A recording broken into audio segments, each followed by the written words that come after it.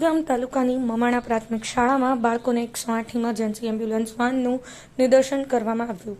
આજ રોજ સુઈગામ તાલુકાના મમાણા કેન્દ્ર શાળામાં શાળા સલામતી સપ્તાહ તથા ઉજાસપણી કાર્યક્રમ અંતર્ગત આરોગ્યપ્રદ જીવનશૈલીનો પ્રસાર વિષય આધારિત કાર્યક્રમનું આયોજન કરવામાં આવ્યું, જેના થકી શાળાના બાળકોને સ્વાસ્થ્ય અંગે પ્રાથમિક માહિતી આપવામાં આવી। આ કાર્યક્રમમાં સુઈગામ તાલુકા 108 emergency ambulance વાનના EMT Dashrathdan Gadhvi અને પાયલોટ અનિરુદ્ધસિંહ ચૌહાણ વાન સાથે ઉપસ્થિત રહ્યા હતા। તેઓએ બાળકોને 108 એમ્બ્યુલન્સ વાન અંગે માહિતી આપી હતી।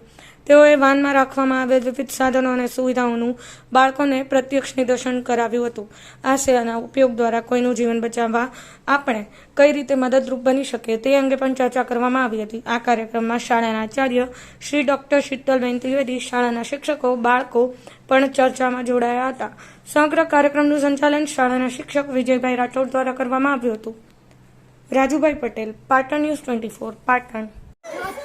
આજે સુઈગામ તાલુકાની અમારી મમાણા પગાર કેન્દ્ર શાળામાં 108 એમ્બ્યુલન્સ વાન અમે અમારા ઉજાસવાડી કાર્યક્રમ અંતર્ગત બાળકોને નિદર્શન કરાવવા માટે બોલાવી હતી।